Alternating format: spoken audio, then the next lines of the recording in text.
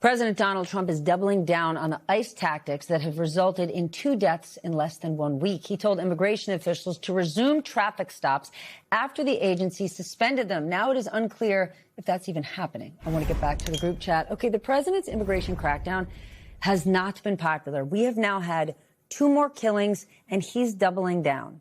Again, what do voters want? Because they wanted more border security. One of the things that propelled him into office is that he was going to be tougher on immigration, but he's gone so far, he's lost them. What stunned Republicans, and I don't use that word lightly, is that he has managed to take what was arguably the strongest issue for them. People, exactly as you say, voters want a secure border, and turn it on its head.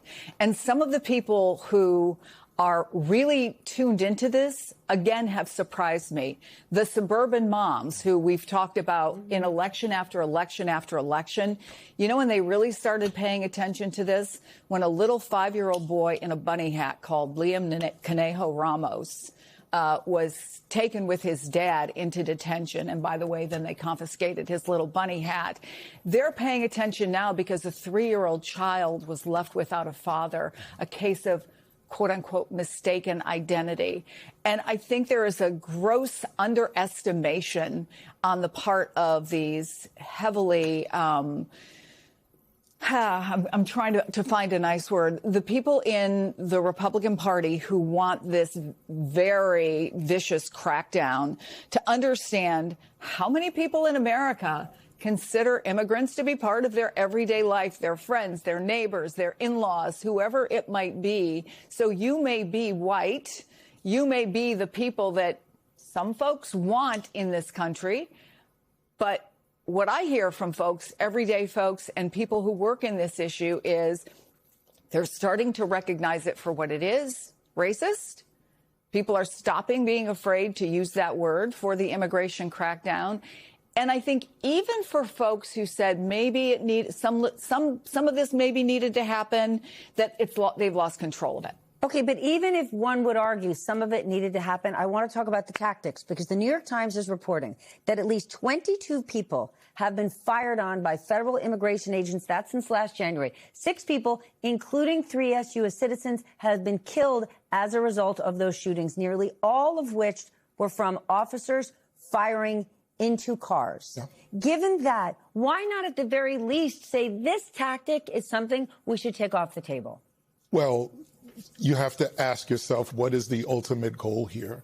And to Chris's point, the ultimate goal, and I tie this back to the Save America, is for Donald Trump to be able, in the name of his most fervent supporters, to define what it means to be an American and to define who is American. And the fact that these tactics are very popular for him, because let's be clear, if you're going to overrule an agency, that they are law enforcement, however you want to define it, they are law enforcement. And for him to decide to overrule that agency and say, no, we got to be able to keep doing this stuff. It's the whole point is to be able to ramp up the coercive actions of his presidency, to be able to intimidate people, to push them into the shadows, but as he would say. And frankly, when we were talking about the budget allocation to ICE, billions of dollars, tens of billions of dollars more than they've ever gotten to be able to continue to do this work. If you remember the campaign to recruit more ICE agents, they were fast-tracking people through their training. How are these folks? These folks can't say that they are at all trained similar to even local police departments like New York City or other cities, right? They're being fast-tracked. They don't necessarily have the restraint. They don't have the training. They don't know how to de-escalate situations, right? And we expect them to be able to carry out in a very lawful and humane way immigration policy. That's just not going to happen. What's happening is exactly what Donald Trump wants to happen. Can we go back to Chris's earlier point that immigration was one of Donald Trump's winningest issues? Mm-hmm. Now, given the shooting that just took place in Maine, how much pressure does this put on Susan Collins' reelection bid? And how much does it mobilize Democrats who have been, I'm not going to say floundering, but in some level scrambling since the Graham Plattner situation? Well, I mean, Susan Collins, Graham Plattner was a real gift for Susan Collins because she got to just hang back while that whole controversy was playing out. But now it's over, and now that she will actually have to face a different Democrat. So she's, but her entire career has been like straddling the fence. So I could see her pretty much sticking to that tactic right now. But to go back to your point about the training, like the ICE agent who was the shooter in this last shooting was a new recruit. They have lowered the standards. They have fast-tracked the training. And ultimately, this was against DHS's own regulations. DHS tells their agents, do not stand in front of a car. Do not shoot at a moving car.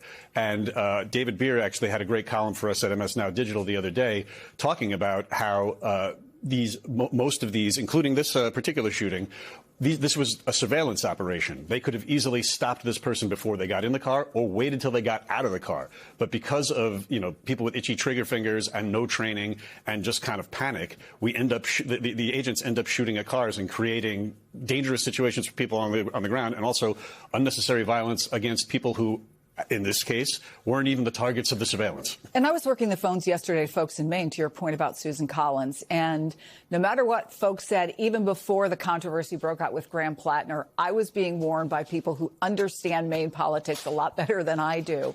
Do not ever underestimate Susan Collins. Mm-hmm. And she has gotten, I think, nearly 100 billionaires and their spouses to contribute significantly to her campaign. She is a money machine.